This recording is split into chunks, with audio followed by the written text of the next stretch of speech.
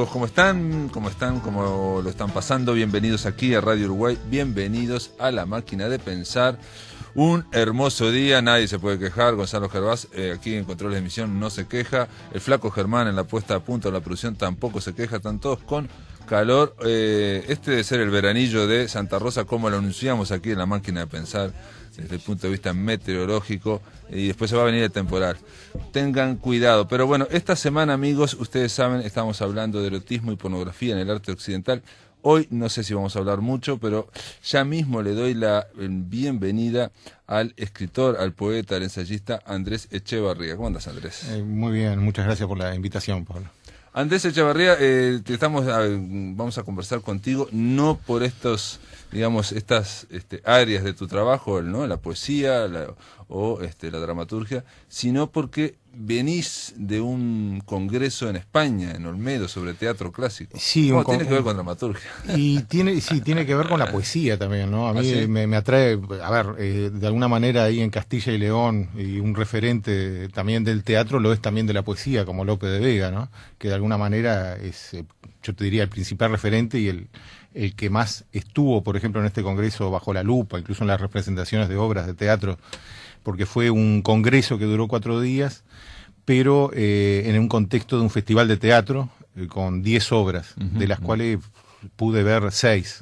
Es un congreso, digamos, y festival de teatro en Olmedo, en Valladolid, es un pueblito chiquito, ahí como decías vos en Castilla León, y leía yo que hay varios festivales famosos de teatro clásico, ¿no? Está el de Almagro, está el de Mérida y está el de Olmedo, digamos. Sí, por suerte, incluso un artículo que apareció, que creo que lo llegaste a leer, mencionaba a este congreso y festival como que había superado... un artículo del País de Madrid. Del País de Madrid, exacto. Nosotros pusimos el artículo tuyo, ¿no? En el blog de La Máquina de Pensar, se puede linkear ahí y ver, puede linkear y ver. Lo que hay también de fondo es un proyecto que tiene España, que reúne a varias universidades, un proyecto que se llama TC12, donde se propone reunir equipos en distintas partes del mundo incluso, para estudiar el teatro del siglo XVI y XVII. Entonces, desde este proyecto se organizan congresos, se organizan festivales, estos que acabas de mencionar tienen el respaldo también del proyecto TC12, y el de Olmedo estuvo inscrito en ese proyecto. Fue un festival, un congreso en principio muy bueno, que reunió a 153 congresistas de más de 15 países, y de fondo tuvo este festival que eran todos elencos españoles, dando distintas visiones del teatro clásico, representando autores clásicos de distinta óptica, ¿no? El congreso en sí, con estos 153 congresistas que venían de Francia, de México, de Estados Unidos, de distintos países, de Argentina, de alguna manera discutían la vigencia del teatro clásico español, el cómo llevar adelante un estudio y una apuesta del teatro clásico español, las dificultades que tiene, como yo lo puse en el artículo también, la arqueología, de tratar de recuperar todos los aspectos formales del teatro clásico. Todo eso estuvo sobre la mesa. El reclamo de parte de docentes en cuanto a la cantidad de horas asignadas para el estudio de estos clásicos. Pero eso es, digamos, una problemática más bien de España, ¿no? O sea, digamos, en cuanto a la educación, ¿no? A ver, en ese punto específico sí. En lo que fue mi ponencia, yo traté de alguna manera de transmitir lo que es acá el estudio de clásicos, que, a ver, no estamos tan mal. O sea, tenemos a nivel de secundaria, hay presencia de clásicos, se estudia. A ese nivel en España sí se percibió un reclamo, como que han disminuido en horas lo asignado al estudio de los clásicos. Para mí muy interesante también desde la poesía entender las discusiones, los debates sobre ese aspecto formal de cómo se presenta el teatro clásico español del siglo de oro y de esos dos siglos. Supongo que está el tema, te pregunto, ¿no? El tema de de si el teatro clásico se debe presentar con la poesía rimada en verso como era, o actualizado, digamos, en prosa. Claro, pudimos presenciar, quienes estuvimos ahí, a los congresistas, con los congresistas tuvieron la generosidad de también invitarnos a ver todo el festival de teatro, y de alguna manera pudimos apreciar distintas posibilidades, desde un elenco que se ambienta en mitad del siglo XX, e intenta representar la dama boba de Lope, y hace un doble juego. De esa manera va al verso, pero por otro lado descansa por momentos en un diálogo coloquial, sí, con cierta complicidad con el público. A otras puestas, por ejemplo, de La mujer a la fuerza, de Tirso de Molina, en una puesta absolutamente ortodoxa y respetando línea a línea. A una ya no de teatro clásico español, sino de Shakespeare, una versión que a mí me encantó de Ray Lear, que me demostró también cómo se puede vincular ese mensaje, que por ahí es lo que ha hecho sobrevivir al teatro clásico a través de los siglos. Hay algo detrás de lo formal. Lo formal es magnífico, está escrito de una manera formidable. Sí, ahí hay poesía también, ¿no? Hay poesía, pero también detrás hay un mensaje, hay algo, hay un contenido que ha logrado sobrevivir a los siglos. Y en el caso de Ray Lear, estuvo vinculado esta apuesta de un elenco de Valencia, dirigido por Simo Flores, un muy buen director que ya había hecho una versión de Hamlet muy jugada, muy alternativa. En este caso, vincular el Ray Lear, ese personaje despótico, el personaje soberbio del comienzo, que empieza a tener un deterioro brutal durante la obra, vincularlo a la situación política y económica de Europa en la actualidad. A la crisis, que era un tema que estaba también vinculado a todo, vinculado a las publicaciones de teatro clásico, a las puestas de teatro clásico. Y en el caso de Ray Lear debe ser porque en la historia Ray Lear en la cima de su poderío le da a sus hijos, reparte el reino a sus hijos, y después de todo se pelean, se convierte en un desastre, una gran guerra civil. El Ray Lear termina casi loco. Y a ver, casi yo te diría que es un deterioro de un sistema materialista, exclusivamente materialista, basado en las posesiones y las luchas por tener más que el otro, la ambición de pelear contra aquel otro que recibió más territorio. Todo eso está muy bien trabajado, a mí me pareció muy bien trabajado, y de alguna manera, frente al debate, a uno de los debates sustanciales del Congreso y del festival, en cuanto a cómo presentar una obra clásica, presentaba una alternativa para mí muy válida. O sea, a ver, yo siempre he sido defensor, y lo soy, de respetar el texto clásico, porque por algo la escritura fue de esa manera, y está todo su potencial en lo poético, en lo formal. ¿Vos crees que hay que hacerlo, por ejemplo, en verso para respetar el verso, digamos, esa coherencia interna que tiene la obra? A ver, yendo a Unamuno, yo creo que a ese concepto de que todo es debatible, de alguna manera todo puede presentar una alternativa. Claro. Si el resultado es formidable, tiene el nivel de lo que tuvo Ray Lear, lo que manda ese resultado, estamos de acuerdo. Lo que para mí es peligroso, es intentar desde una actitud soberbia ser más que el clásico, más que el autor del clásico, y modificar todo. O darle un barniz de modernidad. Darle un barniz que no tenga que ver con el resultado. En este caso, Ray Lear, que presentaron ahí, sí tenía que ver con el objetivo, que era vincularlo a la Europa actual. Ellos sentían que la obra de Shakespeare estaba de alguna manera denunciando una situación que tenía que ver con lo que está pasando en la Europa actual. Claro. Me pareció muy bueno que el festival respaldara esa postura, pero también fue muy válido una apuesta del Caballero de Olmedo, una apuesta del Caballero de Olmedo que respetaba absolutamente el texto de Lope, un texto quizás una de las mejores, si no es la mejor obra de Lope, por ahí anda, ¿no? Y respetaba verso a verso. Y que se representa todos los años en Olmedo, ¿no? ¿No? Claro. Porque ese es ahí el festival y donde funciona. No todo. Yo me he visto el programa de otros años y no. Esta representación se hizo en este festival dentro de estas 10 obras. Y sí, ligué porque aparte fue una muy buena puesta, respetando absolutamente un texto y logrando una fuerza. Por eso yo creo que no hay algo definitivo que diga esto es válido y esto es no. Claro, lo importante es cuando primero se respeta al clásico desde el contenido, desde el mensaje y desde lo que pretendió.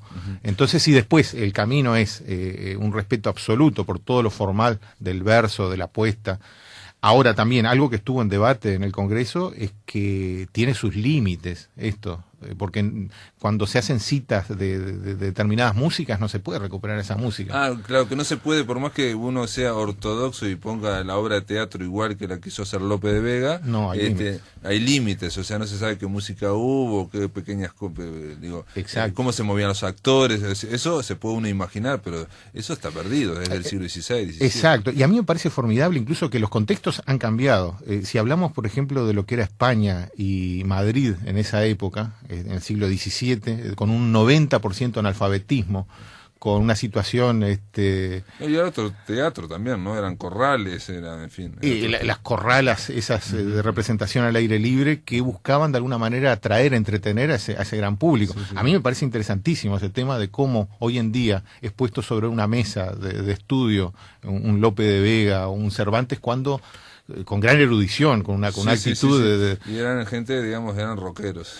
El origen de ellos era en medio de una España con un enorme analfabetismo, con problemas de todo tipo. Era gente del espectáculo, ¿no? Era gente del espectáculo. Pero que encima, digamos, tenía un gran nivel cultural.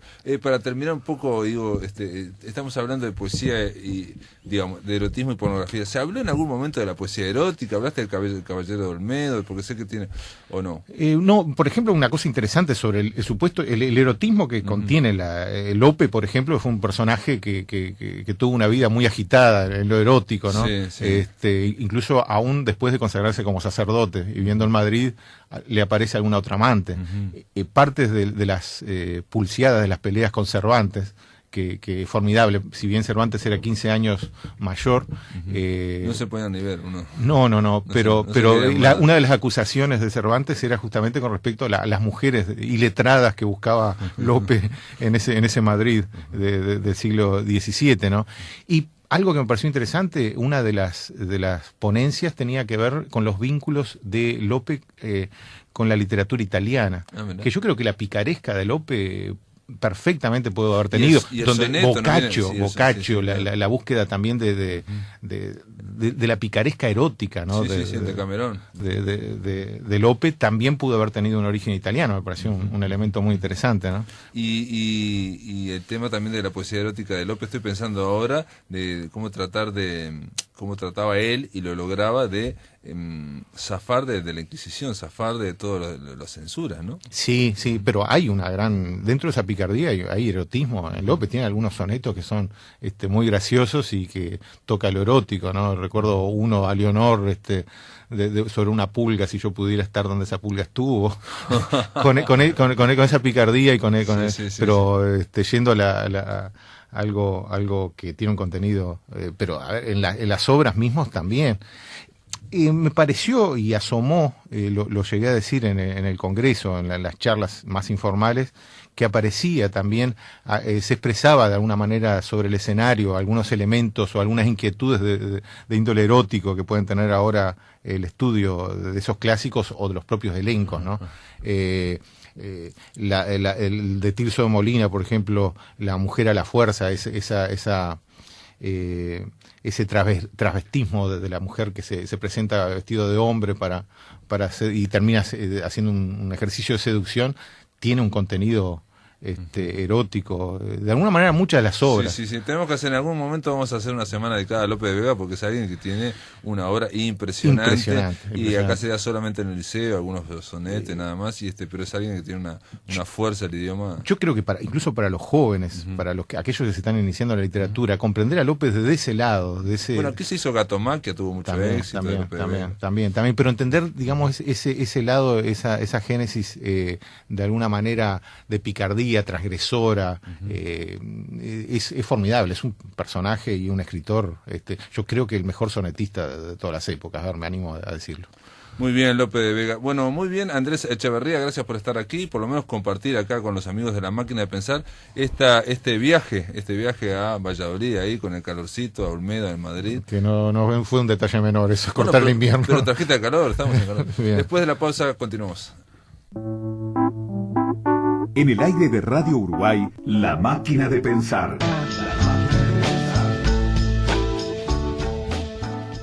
Amigos, ahora vamos a darle la bienvenida aquí en La Máquina de Pensar. a una invitada que viene de Francia. Ella es Anne-Marie Autissier. ¿Cómo andás, Anne-Marie? Bien, muchas gracias. Anne-Marie Autissier es, entre otras cosas, es profesora de la Universidad París 8, es socióloga y está vinculada ahora al Instituto de Estudios Europeos de París 8. Sí. De París 8. Y te mueves básicamente en el ámbito de la cultura y de los medios. Sí, exactamente. Desde el punto de vista académico, ¿no? Sí, sí, sí. Desde el punto de vista académico. Hay que darle las gracias a una común amiga nuestra, Alisa Bloch, que nos comunicó de tu llegada, que venías aquí, pasabas por Uruguay, y me comentó de que habías habías publicado un libro, que lo tengo aquí, con Emmanuel Laurentin y Anne-Marie Autissier, de 50 años de France Culture, que es una radio estatal francesa que cumple este año 50 años, dedicada a la cultura. Algo parecido a lo que serían las radios del Sodre aquí en Uruguay, la radio estatal del Sodre, ¿no? Simplemente que ustedes lo que hicieron fue un libro donde de alguna forma se expresara todo lo que fueron estos 50 años de cultura. Sí, sí, sí. Lo que buscamos con este libro no era hacer una historia un poco seca, digamos, de la radio. La idea era ayudar a los lectores a entrar en esta radio por varias entradas. Por esto hemos elaborado varias temáticas y toda la historia está declinada en estas varias temáticas que van desde el libro hasta las artes en general, vía la ciencia, porque también es una radio que habla de ciencia, la música, la ficción, el documentario, el radioteatro. la ficción dramática, la ficción radiofónica, que es una de las marcas de France Culture, tal como el documentario radiofónico, que también está muy desarrollado. Una pregunta, y el radioteatro, ¿no? Lo que sería la ficción radial en radio, ¿se sigue haciendo, se sigue produciendo? Porque aquí en Uruguay como que dejó hace mucho tiempo. Sí, sí, se sigue produciendo. Por supuesto, ha evolucionado mucho desde las primeras épocas del Club d'Essai, que estuvo creado después de la Segunda Guerra Mundial. Ha evolucionado mucho, los formatos han evolucionado, el trabajo dramático ha evolucionado mucho, y ahora lo interesante para la ficción de France Culture es que han entrado estos últimos años, han entrado en la cadena, en la emisora, gente que son realizadores, pero que venían de varios horizontes. Venían de la música, de la fotografía, del cine. Entonces hay casi una mezcla, como una mezcla de talentos y de ideas estéticas, ¿no? De varias escuelas. Es muy interesante. Y una de las cosas que hay que notar es que ahora con el téléchargement, no sé cómo decirlo, sí, a través del celular. La posibilidad de telecargar, downloading. Sí, de bajar, de descargar. De descargar, perdón, de descargar las emisiones. Hay que notar que una de las ficciones, no todas, pero lo que se llama el feuilleton, que son pequeñitas piezas de 10 minutos. Unitarios, digamos. Ahora son entre las más descargadas de los programas. De los productos de Radio Cultura. Sí, sí, sí. Eso te iba a preguntar, porque esta era la siguiente pregunta. ¿Hay público para el radioteatro? Porque aquí hay un proyecto en la radio del Estado de reflotar toda una unidad de ficción, ¿no?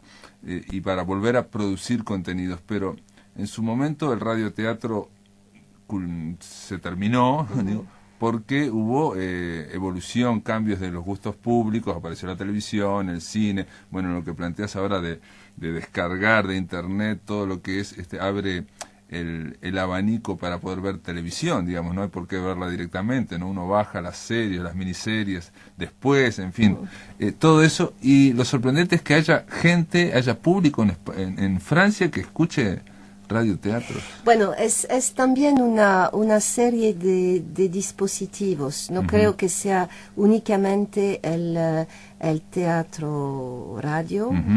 Es también la idea, por ejemplo, de hacer muchas emisoras en público que puedan ser, que van desde la lectura a transmisiones en público de eventos que ocurran. La lectura hasta una verdadera pieza, un verdadero drama. Entonces el público tiene accesos que no son solo los accesos de la radio, del media, sino que también son accesos de ver directamente una pieza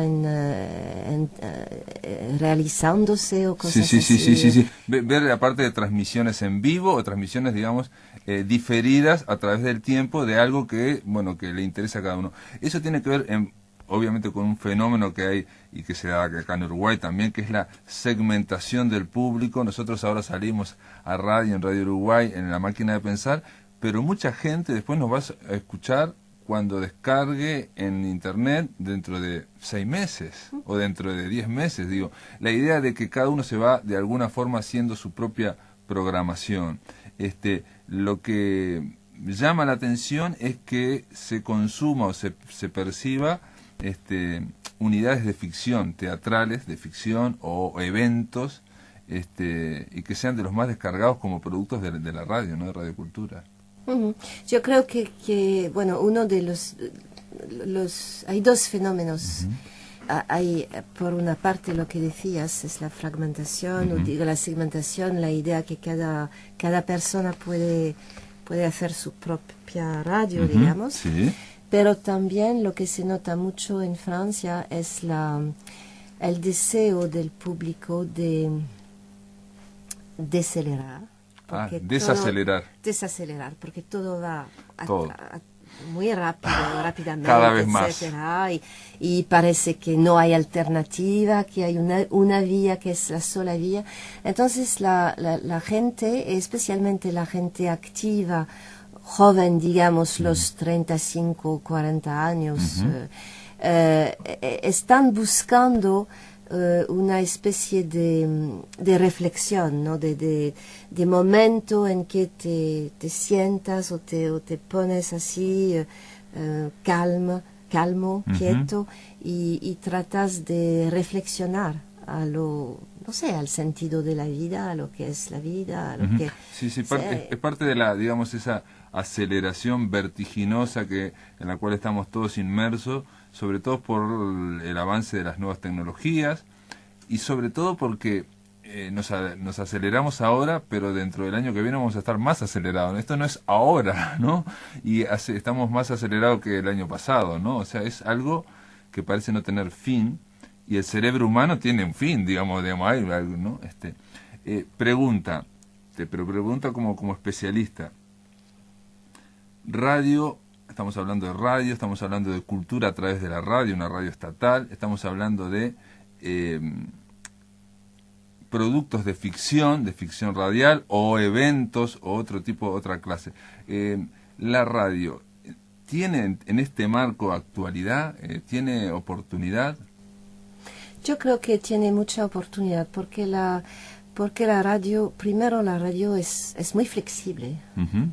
Es muy resiliente, no sé si existe la palabra. Sí, resiliente, resistente. Tantas veces se ha proclamado que la radio iba a desaparecer, y finalmente no, porque es un medio íntimo, es un medio nómade.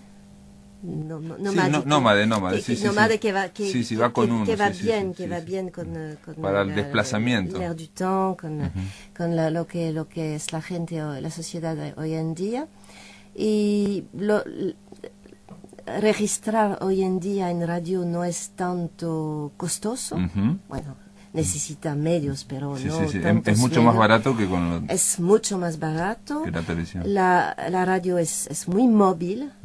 Cuando ocurre un evento en cualquier parte, la radio puede estar en primera fila directamente. Y yo creo que todo esto da muchas oportunidades a la radio. Y también la idea de que con la segmentación de que tú evocabas, ahora la gente ya no escucha la radio en familia, quizás va a escucharla 2 o 3 personas, pero Sí, sí, es sí. una persona Es individual, sí.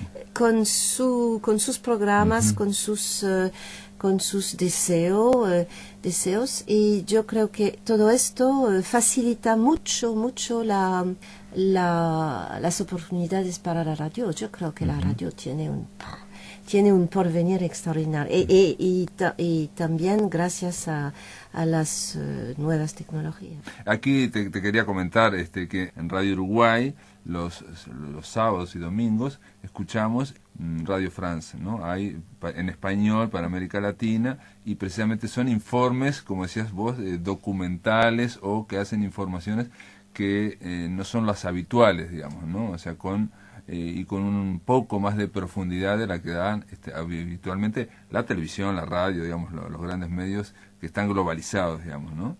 En ese sentido, también es necesaria una pausa para poder, digamos, profundizar en lo que pasa, yo que sé, no sé, Senegal o en Holanda, y que haya un informe, bueno, que dure 15 minutos y no 1 minuto y medio como pasa habitualmente, ¿no? Sí, yo creo que hay esto va con lo que decía antes, hay una voluntad de comprender, de contextualizar, de comprender lo que pasa, porque hay un flujo permanente de informaciones. Sí, Pero la información no es la comprensión y no es el análisis. Así que yo pienso que una radio como France Culture, que pasa, por ejemplo, que va a pasar 4 veces 1 hora en comprender lo que es la situación en Mali hoy en día, con especialistas, claro, con testigos, con reportajes, con todos los instrumentos que puedes, con historias de vida, declinar, con historias de vida. Tiene una ventaja incomparable. Ahora France Culture hace cosas que son interesantes, hace lo que llama 24 horas. Por ejemplo, 24 horas en Haití o 24 horas en Le Caire. Y es interesante porque para este tipo de 24 horas todas las emisoras diarias están convocadas, plus la redacción porque hay una redacción de France Culture, plus la redacción. Así que todas las emisoras están registradas, por ejemplo, en Haití. Y se enfocan en un tema. Se enfocan en un tema, puede ser la política o la política. Es más largo que la cultura en el sentido de bellas artes. Puede ser la vida social en cualquier país o un evento a partir del cual se declina toda una serie de reportajes, se invita a periodistas del país o a expertos, especialistas del país. En fin, se puede hacer así una declinación muy interesante. Claro, la idea es un poco profundizar y tratar de superar, digamos, los titulares que hay en la prensa y la televisión y todo, porque hay muchísima información, pero casi todo es muy superficial generalmente, ¿no? O sea, no estamos bombardeados por información, pero no hay profundización. Otra pregunta, Radio Culture de Francia tiene que ver con el Estado y tiene que ver con la política cultural del Estado francés, que históricamente ha sido muy fuerte, muy hasta belicosa, digamos, en defensa de la cultura francesa, pero en el sentido amplio, ¿no? Todo aquel que está vinculado a la cultura francesa es defendido por por las políticas culturales francesas. ¿Qué pasa con la competencia con las otras radios, con las radios privadas? Bueno, hay que decir primero que quizás hay un matiz a llevar, que France Culture no es exactamente una radio estatal, sino que es digamos, una radio de servicio público. Es quizás una diferencia. Sí. Pero lo privado, bueno, lo que pasa en los medios privados es que ellos tienen, por supuesto, autorizaciones de emitir, Sí. Que tienen un cahier de charge, tienen un contrato, no deben hacer cualquier cosa. Claro, y dependen de la publicidad también. Y ¿no? dependen de la publicidad. Así que yo creo que hay una verdadera complementariedad entre las grandes radios privadas como RTL, como Radio Luxembourg y radios de servicios públicos que no dependen de la publicidad. Es otra manera de funcionar. Y me parece que en todo caso, incluso las radios de servicio público son independientes en la idea de que estamos lejos de los años de Gaulle. Estamos muy lejos del Ministerio de la Información que lo controlaba todo, y que incluso la televisión. Ahora hay una libertad de tono, digamos, en todas las estaciones de Radio France.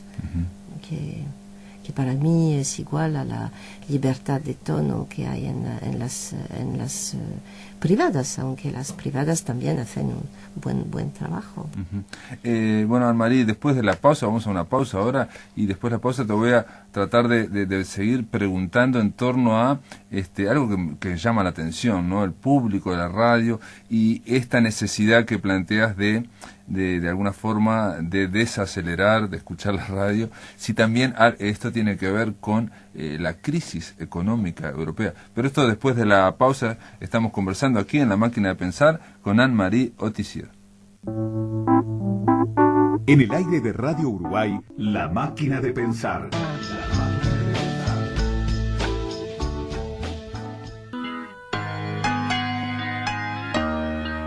Estamos conversando aquí en La Máquina de Pensar con Anne-Marie Autissier.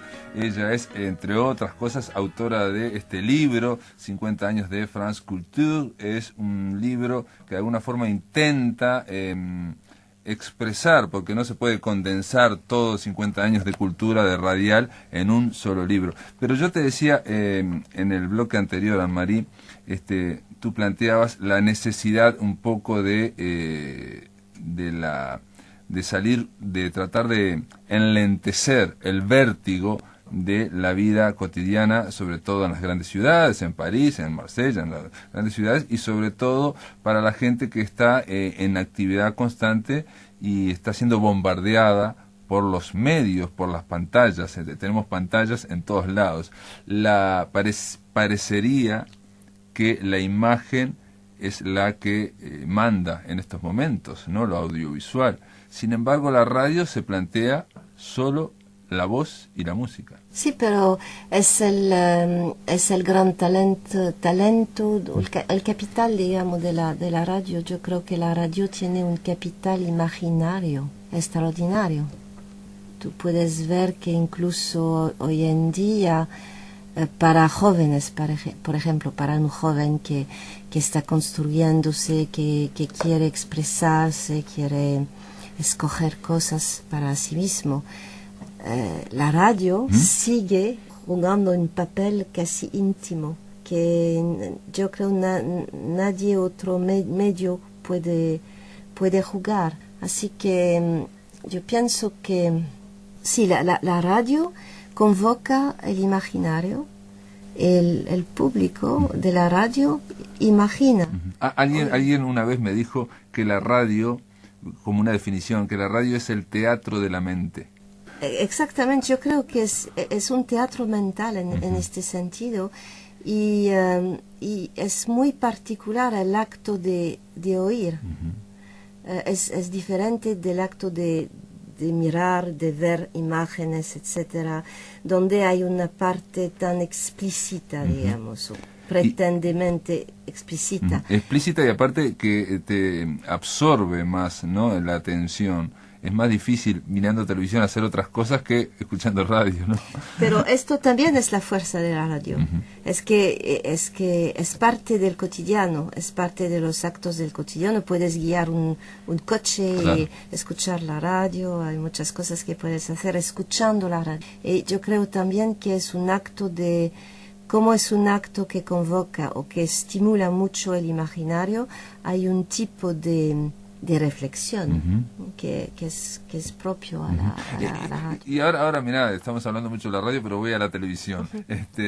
En Francia había aquel programa extraordinario que era l'Apostrophe con Bernard Pivot, era un periodista impresionante.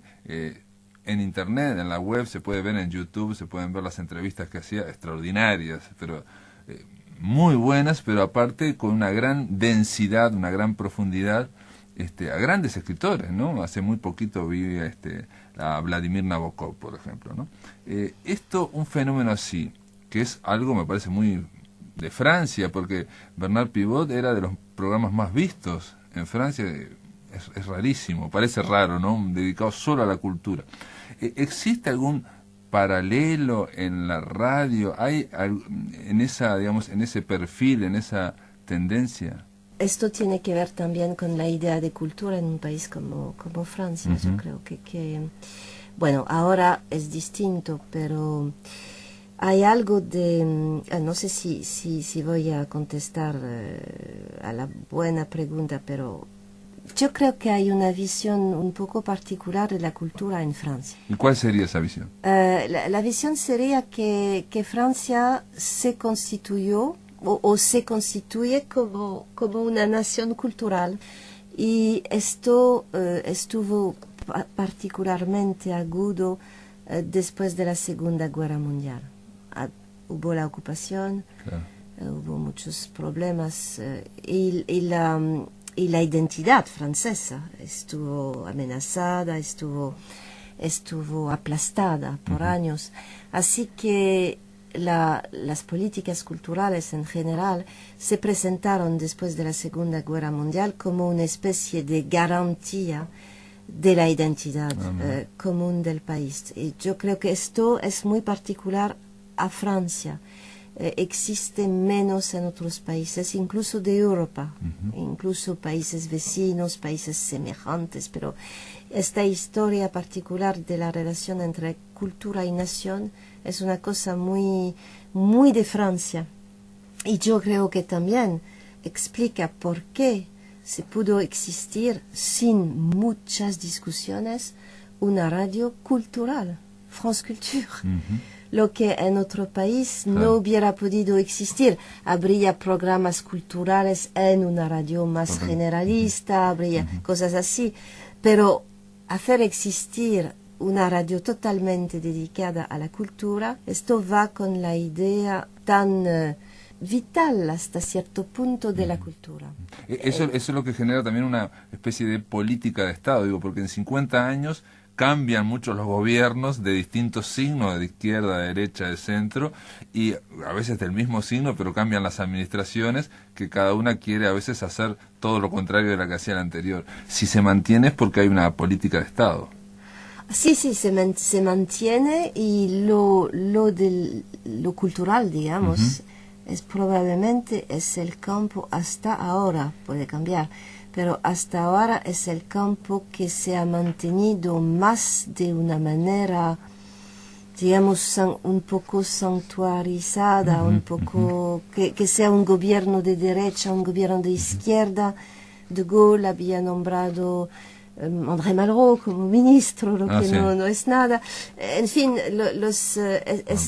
esta coincidencia entre una visión de Francia y una visión de la cultura francesa ha sido siempre muy importante.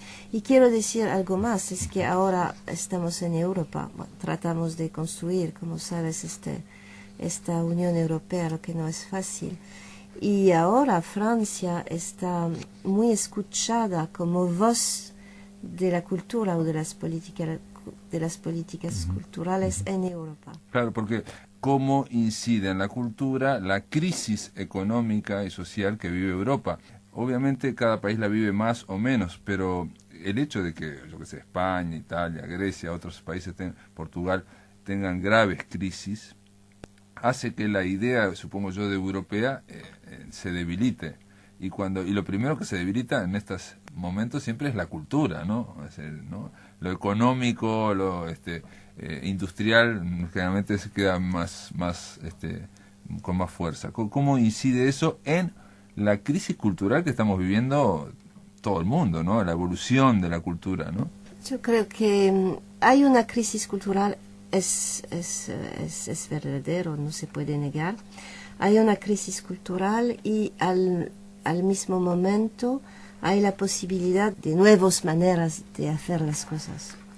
Quizás hay un modelo económico institucional de la cultura que ahora no puede seguir el mismo en los países de Europa, incluso quizás en Francia.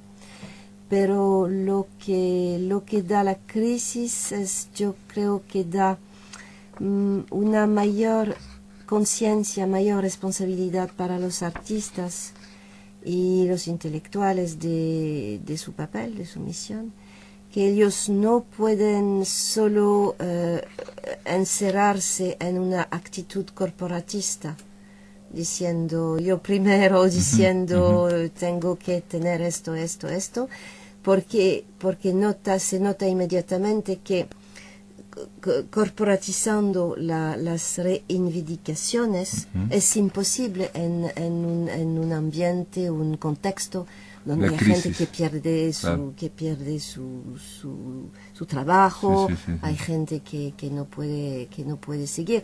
Así que hubo varias reacciones en Europa por propósito de la cultura, pero a mí me parece que los creadores culturales tendrán obligación de buscar nuevos modelos para producir, nuevos modelos para estar con los públicos.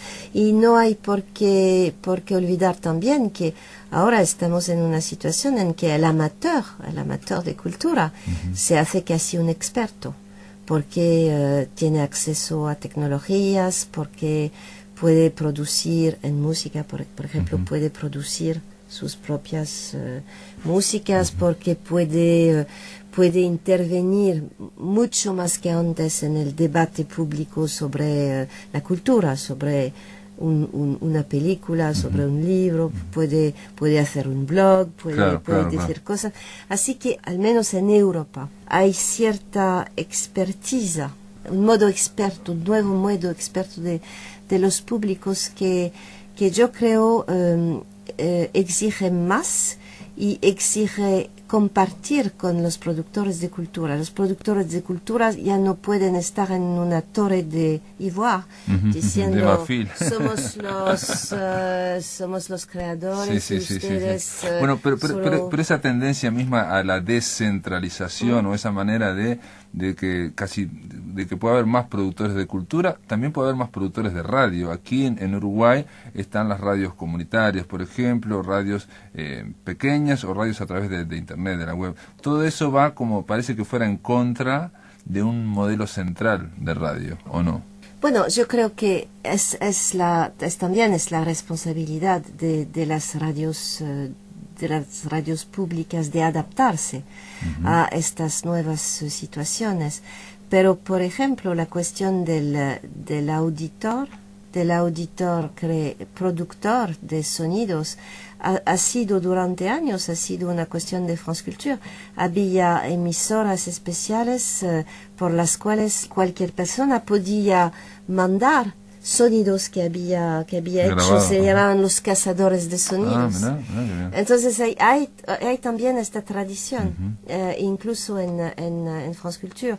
Y ahora, yo creo que ahora de nuevo se va a experimentar nuevos tipos de alianzas con los públicos, especialmente a través lo que se llama la experimentación radiofónica.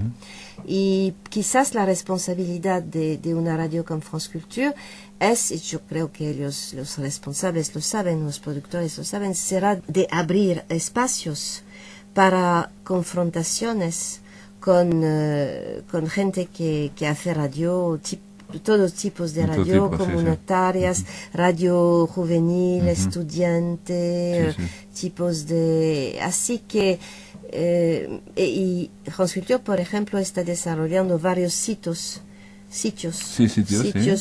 nacionales, sitios internacionales, también para ofrecer espacios de federación a todas estas propuestas que ahora están un poco fragmentadas. Es una evolución que está ocurriendo ahora que no sabemos muy bien hacia dónde vamos, pero que estamos en evolución. Hay un cambio, por ejemplo, de las industrias también, editoriales, discográficas, de cine, ¿no?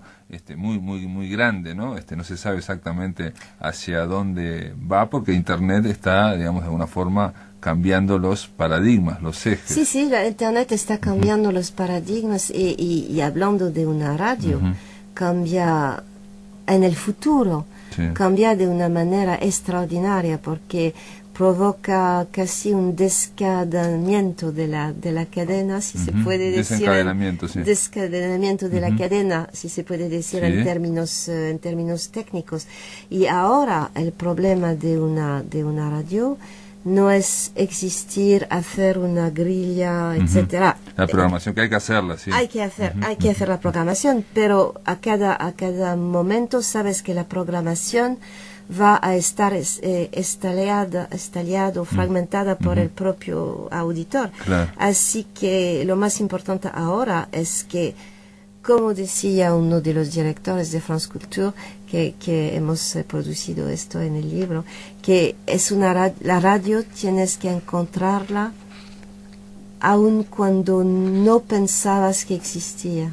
Una cosa de tener percursos en sitios internet, de buscar de buscar cosas, y la idea es estar claro. De repente encuentro una emisora o una emisora que habla de un tema que me interesa y de repente me dice, ¿qué es esta radio? Es al revés, de cierto modo, es al revés de la programación tradicional, de la oferta de programación tradicional. Un poco para terminar, Anne-Marie, estás por acá, por Uruguay, no es la primera vez que pasás por aquí, vas a quedarte unos días. ¿Por qué estás viniendo por acá, por América del Sur? Bueno, me interesa mucho América del Sur. Yo pienso que es difícil hablar globalmente de los países, pero digamos que yo creo que hay aquí mucha energía, hay nuevas condiciones políticas, económicas, sociales que abren muchos espacios para compartir. Yo creo que ahora estamos entre europeos, no solo franceses, entre europeos y latinoamericanos, estamos más que antes en una situación de poder compartir ideas, historias, creatividad, de poder hacer intercambios profundizados, no cosas así de superficiales, pero de realmente construir juntos espacios de reflexión intelectual, espacios de creación artística. Me parece que ahora la situación es muy propicia para este diálogo, o estos diálogos. Y si yo te preguntara ¿qué visión tenías o tienes allá en Francia de Uruguay? Porque obviamente Uruguay es un país muy pequeño, que no tiene... Ahora sí, justo ayer, con esto de la marihuana, esta semana, estuvo en primera plana, pero no es un país que suele estar, no es de primera plana, ¿no? No, hay una visión, hay que decir que, para ser honesto, que la visión es bastante limitada. Sí, claro. Es bastante limitada de Uruguay, la gente no sabe exactamente dónde está en el mapa, etcétera. Pero quizás hay cosas que nos han hablado a nosotros europeos, por ejemplo, la creación del Mercosur, que tiene su sede aquí en Montevideo. Cosas así que demuestran también que por su parte los países de América Latina tienden a compartir políticas, a compartir espacios, a compartir cultura, arte, etcétera. Y de esta forma, yo diría que existen, es curioso porque existen más cada uno de los países que forman parte. Claro, tiene más presencia de unidos. Tiene más presencia, más presencia. No es solo Uruguay, sino es Uruguay, Paraguay, Brasil. Y estamos Argentina. hablando de zonas, ¿no? Es la zona del cono sur. Sí, se empieza a tener esta idea geopolítica, digamos, una cartografía distinta que no es solo por país, pero por un conjunto de países, y nos interesa saber lo que estos países hacen juntos. Muy bien, Anne-Marie Otissi, gracias por estar acá en La Máquina de Pensar. Gracias. Amigos, se termina por hoy La Máquina de Pensar. Que lo pasen muy bien.